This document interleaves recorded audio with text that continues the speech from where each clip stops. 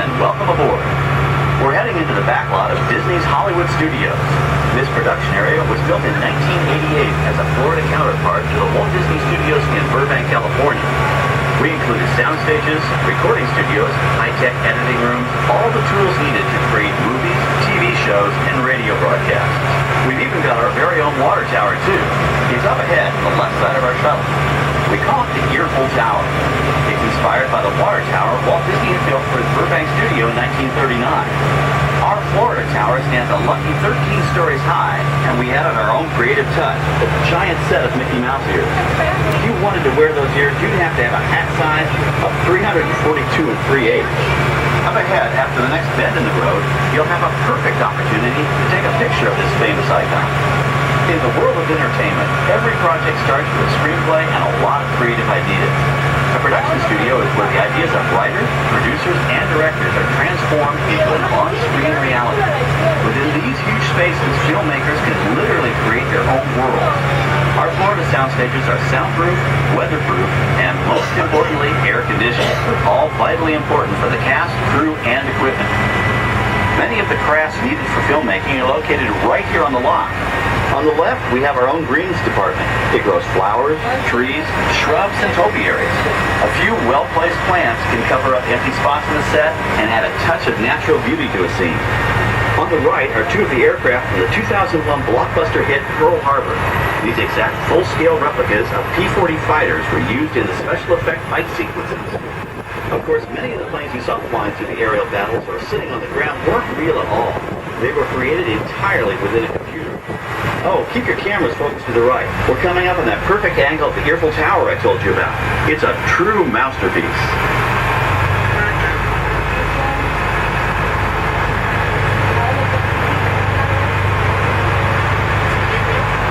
We're entering one of our most glamorous and colorful departments, creative costumes.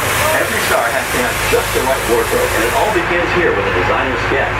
Our team of designers, seamstresses, and tailors can turn 1.5 million yards of fabric into over 25,000 costumes every year. Many of these costumes will become part of the shows and attractions of the Walt Disney World Resort. In fact, here in Florida, we have the largest working wardrobe department in the world. While Mickey Mouse alone has over 175 different outfits to choose from, while Minnie Mouse keeps more than 200 unique costumes in her wardrobe. On the left are costumes worn by the stars in recent studio productions. You'll probably recognize some of those costumes from the big screen. Every story needs a setting, and our design staff can create just about any place a script calls for, from an urban city street to a remote desert canyon. On the left is our scenic shop where large-scale sets and props are built. Our team of set designers, carpenters, artists, and engineers has created caves and caverns, game show sets, even replicas of the U.S. Supreme Court and NASA's Mission Control, all on our sound stages. The shop also provides sets and props for our shows and parades here at Walt Disney World. The same skill and craftsmanship that goes into a movie set can also be used to create magic for our parks. Either way, it's all about making dreams come true.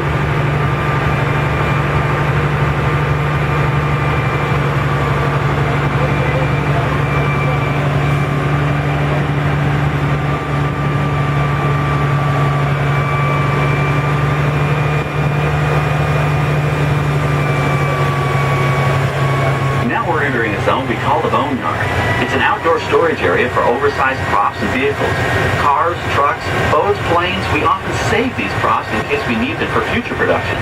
In this backlot collection, you may find real working vehicles, non-working mock-ups, and even large-scale miniatures used in special effects shots. Large-scale models create a more convincing illusion on camera.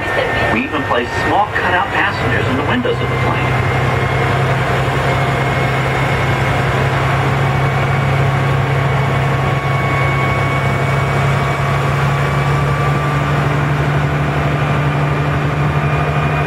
Passing by the sets for our lights, motors, action, extreme stunt show.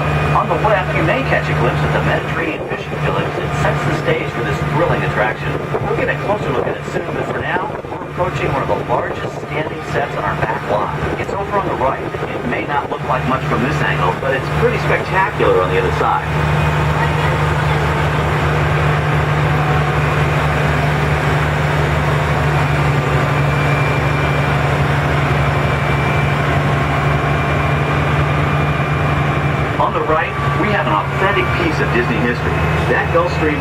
was known at airports across the country. This is great, folks. The production crew has just given us clearance to enter the set. Hello, Backlot Tour. I'm Amy, the production coordinator here at the studios. I can see your shuttle heading toward our canyon set. I've given your driver permission to come in and take a look around. I'm up here with our effects crew. We're getting ready to shoot a test sequence. Oh, on the way in, you're going to be crossing a wooden bridge, and things may get a little bumpy, so please hold on to your belongings, especially hats, cameras, and glasses, and keep an eye on any small children in your party. And of course, please remain seated at all times. Welcome to the set. As you can see, we brought the bare, dry deserts of Southern California to green, typically humid Central Florida. This set is based on real locations that our production designer took pictures of. Our set crew spent about 6 months building the canyon, but we've used it for a number of TV shows and specials over the years. For our upcoming production, the script called for a tanker truck. We found this one in our boneyard, but it was too big to drive into place. So we picked it up with a crane and set it down here. We're up on the overhead platforms, and I see our director has arrived. As soon as the rain effect is ready, we'll begin the sequence. This sudden shower is really just a special effect. We've rigged up a series of water nozzles just above your tram. The water sprays in a crisscross pattern to create a sense of depth, but this storm only covers the first few feet of the set.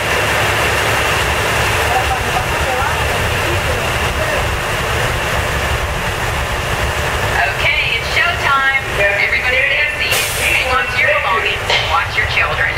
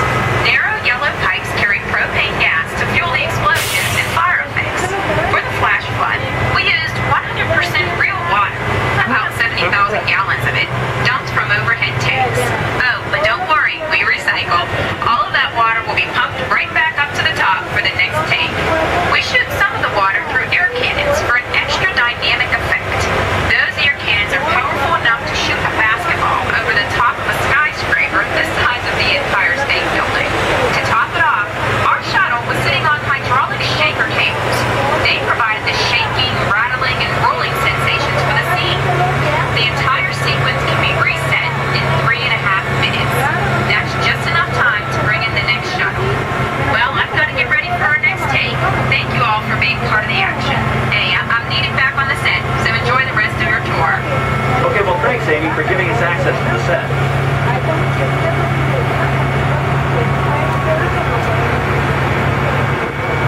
On the right, we have an authentic piece of Disney history.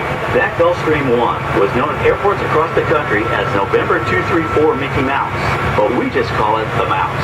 In 1964, Walt Disney and his hand-picked team used this plane to scout locations for what he called the Florida Project.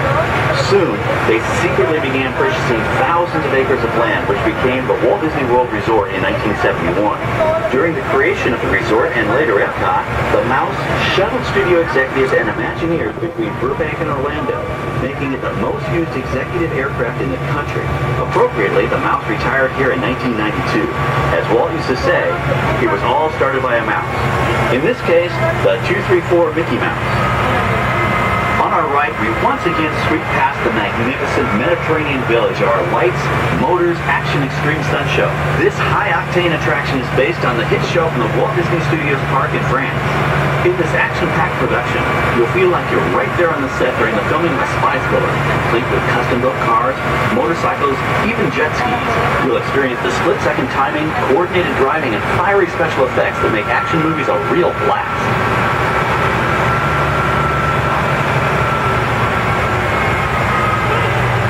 The staging area to our right is known as Acceleration Alley.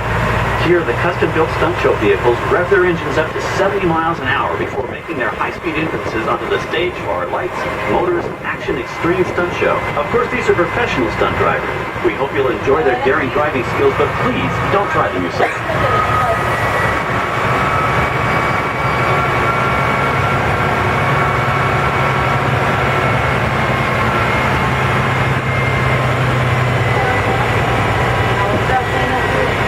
On the left, we've reached our second boneyard with more historic props and vehicles. When we reuse older props in a new production, they're often refitted with custom parts and given a whole new color scheme. You might not even recognize them the next time you see them on screen. For instance, coming up is our friend Herbie the Love Bug.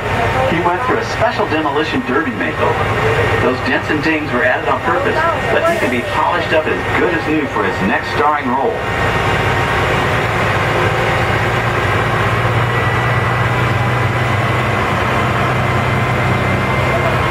Right, we now have a very different view of the fishing village set. From this point of view, you can see that there is no inside of the building. They are just false fronts or facades. In the movie business, set builders only create what the camera has to see. It's an old movie trick dating all the way back to the silent era. To add to the sense of realism and avoid the cost of set drilling, many of today's television shows and movies film on location in cities and towns across the U.S. But out in the real world, you've got to contend with noise, traffic, crowds, and various visual elements that may or may not belong in your film. Here on the Backlot, we can avoid these problems because we created our very own flexible urban environment. Our Streets of America facades can stand in for a small town or a giant metropolis.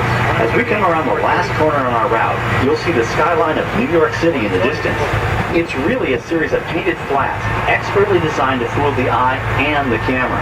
We can dress and decorate these streets to look like any city we want, from Chicago to San Francisco. Depending on the choice of vehicles, props, and costumes, we can even turn back the clock and set our story in a different time. And what's more, these sets are built with Florida weather in mind. They're made to withstand 100-mile-an-hour winds. You're welcome to visit our Streets of America anytime during your visit today and get an up-close look at the skills of our set designers and builders.